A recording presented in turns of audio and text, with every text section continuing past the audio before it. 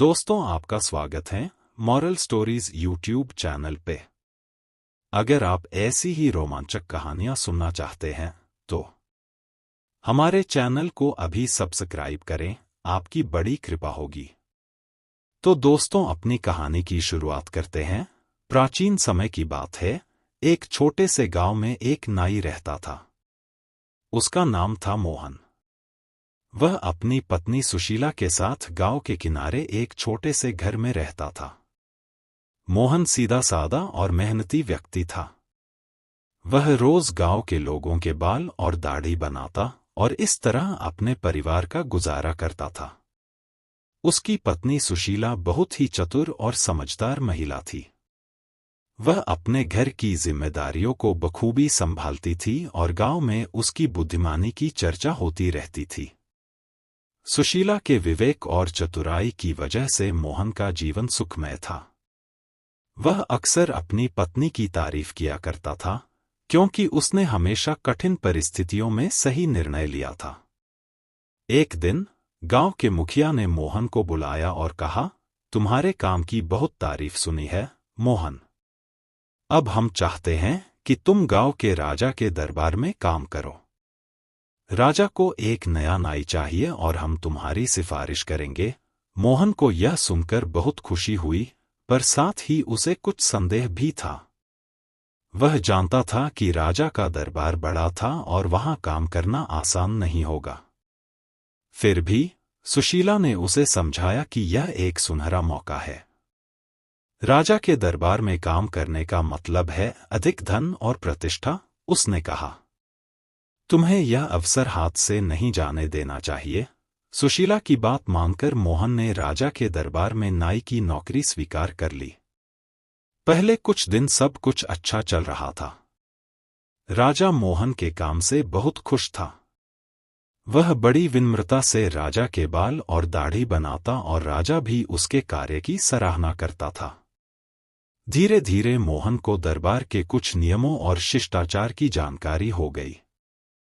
परंतु एक दिन एक ऐसी घटना घटी जिसने मोहन के जीवन में भारी उथल-पुथल मचा दी। हुआ यूं कि राजा के पास एक बेहद नायाब और कीमती हार था, जो उसकी रानी को बहुत प्रिय था। वह हार राजा के खजाने में सुरक्षित रखा हुआ था। एक दिन अचानक वह हार खजाने से गायब हो गया।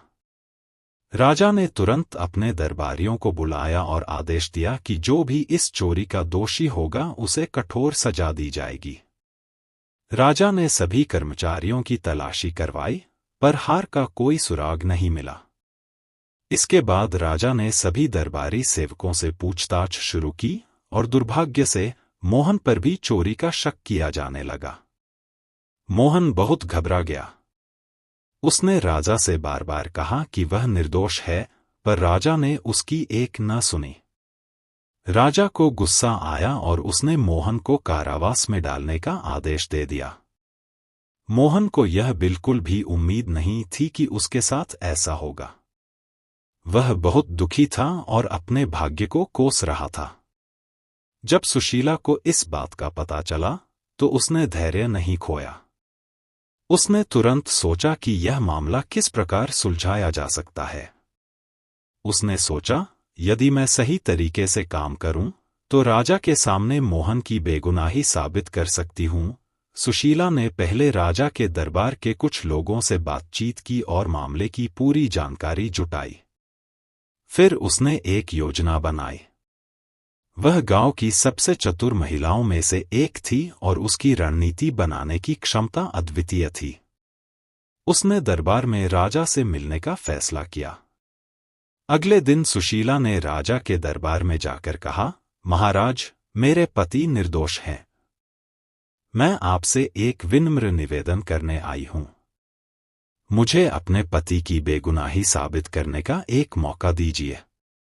यदि मैं असफल हुई तो आप उन्हें सजा दे सकते हैं। राजा को सुशीला की बात में आत्मविश्वास दिखा और उसने उसे एक अवसर देने का निर्णय लिया। सुशीला ने फिर अपनी योजना को अंजाम दिया। उसने गांव के कुछ बुद्धिमान और विश्वस्त लोगों की मदद से एक बड़ा आयोजन करने की बात कही, जिसमें वह हार खोजने का दावा करेगी।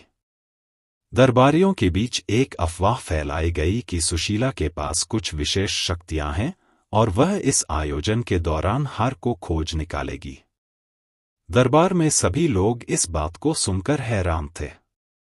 सुशीला ने सभी को राजा के महल के बाहर बुलाया और कहा, मैं एक विशेष अनुष्ठान करूंगी और इसके माध्यम से यह पता चलेगा कि हार कहाँ है और कौन दोषी है। सुशीला ने अनुष्ठान शुरू किया और धीरे धीरे उसकी बातें सुनने के लिए भीड़ बढ़ती गई। उसने कहा, जिसने भी यह हार चुराया है वह व्यक्ति इस समय बहुत घबराया हुआ होगा। उसकी धड़कनें तेज होंगी और उसे पसीना आने लगेगा। जब मैं मंत्र पढ़ूंगी तो वह व्यक्ति खुद को नहीं रोक पाएगा और उसका चेहरा लाल हो जाएगा। सुशीला ने अपनी बातों को इस तरह कहा कि दरबार के कर्मचारियों में से एक व्यक्ति बहुत अधिक घबराने लगा। वह बार बार अपने माथे से पसीना पोंछने लगा और उसकी बेचैनी बढ़ने लगी। सुशीला ने उसकी गतिविधियों पर नजर रखी और धीरे धीरे दरबारियों और राजा का ध्यान भी उस पर गया। जब वह व्यक्ति और अधिक असहज होने लगा तब सुशीला ने राजा से कहा, महाराज, यही वह व्यक्ति है जिसने हार चुराया है। देखिए, यह कितना घबराया हुआ है। राजा ने तुरंत उस व्यक्ति को गिरफ्तार करने का आदेश दिया और उससे हार के बारे में पूछा। आखिरकार उस कर्मचारी ने अपना अपराध स्वीकार कर लिया और बताया कि उसने हार को कहाँ छिपाया है। राजा ने मोहन की बेगुनाही पर विश्वास किया और सुशीला की बुद्धिमानी की बहुत सराहना की। उन्होंने न केवल मोहन को मुक्त किया बल्कि उसे और उसकी पत्नी को इनाम भी दिया। राजा ने सुशीला से कहा, तुम्हारी बुद्धिमानी ने न केवल तुम्हारे पति की जान बचाई बल्कि हमारे महल का सम्मान भी बरकरार रखा। मैं तुमसे बहुत प्रभावित हूं। मोहन और सुशीला दोनों खुशी खुशी अपने गांव लौटे। इस घटना के बाद मोहन का जीवन बदल गया। वह पहले से अधिक सम्मानित व्यक्ति बन गया और राजा के दरबार में उसकी प्रतिष्ठा और बढ़ गई। सुशीला की चतुराई की कहानी पूरे गांव और आसपास के इलाकों में फैल गई। लोग उसकी बुद्धिमानी की मिसालें देने लगे और उसकी प्रशंसा करने लगे। इस प्रकार नाई की चतुर पत्नी ने अपनी बुद्धि और विवेक से अपने पति की बेगुनाही साबित कर न केवल उसे सजा से बचाया बल्कि समाज में अपने परिवार का मान सम्मान भी बढ़ाया। कुछ समय बीत जाने के बाद सुशीला की बुद्धिमानी और चतुराई की चर्चा केवल गांव तक ही सीमित नहीं रही। राजा के दरबार में भी उसकी बातों का जिक्र होने लगा और वह दूर दूर तक मशहूर हो गई। मोहन का काम भी बढ़ गया और उसकी आय भी अच्छी हो गई थी। वह और उसकी पत्नी एक सुखमय जीवन व्यतीत कर रहे थे। लेकिन जीवन में चुनौतियां कभी समाप्त नहीं होती। एक दिन गांव में एक और समस्या खड़ी हो गई। गांव के मुखिया के पास एक मूल्यवान घोड़ा था जो अचानक एक रात चोरी हो गया। यह घोड़ा मुखिया के लिए बहुत महत्वपूर्ण था क्योंकि यह घोड़ा उसे राजा ने उपहार स्वरूप दिया था। मुखिया बहुत परेशान हो गया और गांव भर में ढूंढने के बावजूद घोड़े का कोई सुराग नहीं मिला। मुखिया ने सुशीला से मदद की गुहार लगाई। वह जानता था कि सुशीला ने पहले भी बड़ी बड़ी समस्याओं को सुलझाया था और इस बार भी वह कुछ ऐसा कर सकती है। सुशीला ने सोचा कि यह चुनौती पहले से कहीं अधिक कठिन है क्योंकि घोड़ा कोई छोटी चीज नहीं थी जिसे आसानी से छुपाया जा सके। सुशीला ने गांव में कुछ समय तक इस मामले की जानकारी जुटाई। उसने गांव के कुछ लोगों से बात की जो घोड़े की चोरी वाली रात के आसपास थे। धीरे धीरे उसे कुछ सुराग मिले लेकिन अभी तक कोई ठोस प्रमाण नहीं था। उसने यह भी देखा कि गांव के कुछ लोग इस मामले को लेकर असामान्य रूप से शांत थे, जैसे कि उन्हें सब पता हो पर वे कुछ बोल नहीं रहे थे। तब सुशीला ने एक और चाल चली। सुशीला ने मुखिया से कहा, आप एक भव्य भोज का आयोजन कीजिए और उसमें गांव के सभी प्रमुख लोगों को आमंत्रित कीजिए। इस भोज में वे लोग भी आएंगे जो चोरी के बारे में कुछ जानते होंगे। भोज के दौरान मैं यह पता लगाने की कोशिश करूंगी कि कौन दोषी है। मुखिया ने सुशीला की बात मान ली और एक शानदार भोज का आयोजन किया। गांव के सभी प्रमुख लोग भोज में शामिल हुए। भोज बहुत ही हर्षोल्लास के साथ शुरू हुआ। सभी लोग आनंद ले रहे थे, लेकिन सुशीला अपनी पैनी नजर से सभी की गतिविधियों पर ध्यान दे रही थी। जैसे जैसे भोज आगे बढ़ा, सुशीला ने गांव के लोगों से बातें शुरू की। उसने सामान्य सवाल पूछे, पर साथ ही चोरी वाले दिन के बारे में भी बातें छेड़ी। धीरे धीरे वह उन लोगों की मानसिकता समझने लगी जो उस दिन के बारे में बात करने से बच रहे थे। तभी सुशीला ने एक और चाल चली। उसने अचानक से भोज में घोषणा की, घोड़े की चोरी की रात मैं एक विशेष विधि से आसमान में कुछ संकेत देख रही थी। मुझे यह पता चला कि उस रात जिसने भी घोड़ा चुराया है, उसने एक खास रंग की पोशाक पहनी थी। और मुझे यह भी पता है कि वह व्यक्ति यहां मौजूद है। यह सुनकर सभी लोग हैरान हो गए। भोज में एकदम सन्नाटा छा गया। सुशीला ने ध्यान दिया कि कुछ लोग असहज होने लगे और एक व्यक्ति ने तो अपने कपड़ों पर नजर डालनी शुरू कर दी, जैसे वह सोच रहा हो कि कहीं उसे पहचान न लिया जाए। सुशीला ने तुरंत उस व्यक्ति की तरफ इशारा किया और कहा, यही वह व्यक्ति है जिसने घोड़ा चुराया है। देखिए कैसे यह घबरा रहा है। वह व्यक्ति और भी ज्यादा घबरा गया और बोला, नहीं नहीं, मैं निर्दोष हूं, लेकिन उसकी बातों से साफ झलक रहा था कि वह झूठ बोल रहा है। मुखिया ने तुरंत उस व्यक्ति को पकड़ा और कड़ी पूछताछ की। अंततः उसने अपना अपराध स्वीकार कर लिया और बताया कि उसने घोड़े को गांव के बाहर एक दोस्त के पास छिपा रखा है। मुखिया ने तुरंत अपने आदमियों को भेजकर घोड़े को वापस मंगवाया। इस तरह से सुशीला ने एक बार फिर अपनी चतुराई और सूझबूझ से गांव की एक बड़ी समस्या को सुलझा दिया। मुखिया ने सुशीला की भरपूर प्रशंसा की और उसे इनाम में बहुत सारा धन और उपहार दिए। गांव के लोग अब और भी ज्यादा उसकी बुद्धिमानी के कायल हो गए थे। अब सुशीला की ख्याति राजा के दरबार तक पहुंच गई थी। राजा को सुशीला की चतुराई के बारे में सुनकर बहुत आश्चर्य हुआ। एक दिन राजा ने सोचा, मैं भी देखना चाहता हूं कि यह सुशीला कितनी चतुर है। अगर यह सच में इतनी बुद्धिमान है, तो इसे मेरे दरबार की एक मुश्किल समस्या को सुलझाना चाहिए। राजा ने सुशीला को अपने दरबार में बुलवाया। जब सुशीला पहुंची, तो राजा ने उसे सम्मानपूर्वक स्वागत किया और कहा, मैंने तुम्हारे बारे में बहुत कुछ सुना है। अब मैं चाहता हूं कि तुम मेरे दरबार की एक समस्या सुलझाओ। यदि तुम सफल हो गई, तो तुम्हें इस राज्य में सबसे चतुर महिला घोषित कर दिया जाएगा, और अगर असफल रहीं, तो तुम्हें भारी सजा दी जाएगी। सुशीला ने राजा की चुनौती स्वीकार कर ली और पूछा, महाराज, वह समस्या क्या है?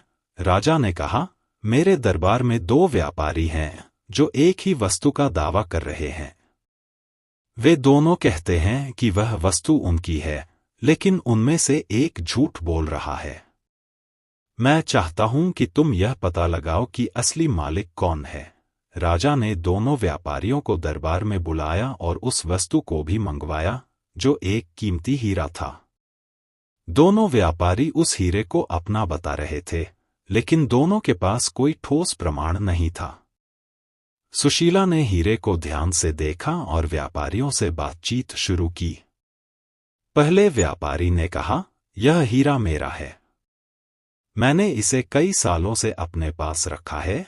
दूसरे व्यापारी ने भी यही बात कही, नहीं, यह हीरा मेरा है। मैंने इसे अपने व्यापार से कमाया है।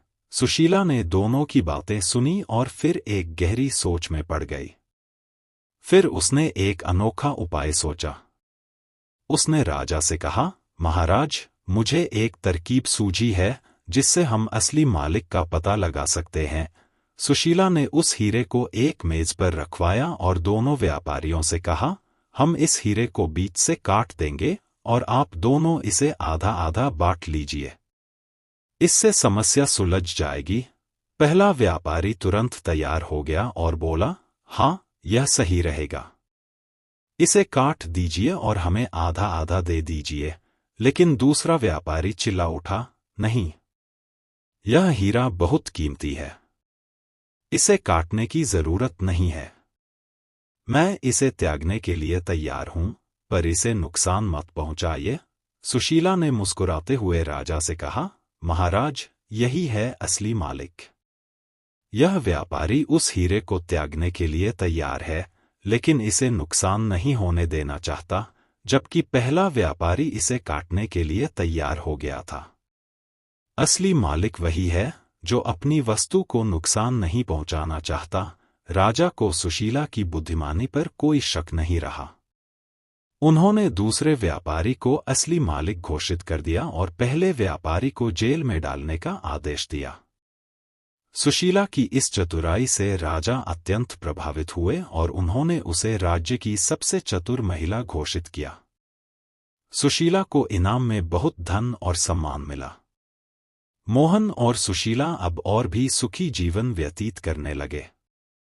सुशीला की चतुराई और बुद्धिमानी की कहानियां दूर दूर तक फैल गईं और वह गांव और राज्य में आदर्श महिला के रूप में जानी जाने लगी। नाई की चतुर पत्नी सुशीला ने अपनी बुद्धिमानी और विवेक से कई कठिन समस्याओं का हल निकाला। उसकी सूझबूझ और धैर्य ने उसे न केवल अपने गांव में बल्कि पूरे राज्य में सम्मान दिलाया। यह कहानी हमें यह सिखाती है कि बुद्धिमानी और सही सोच से किसी भी समस्या का समाधान निकाला जा सकता है, चाहे वह कितनी भी जटिल क्यों न हो।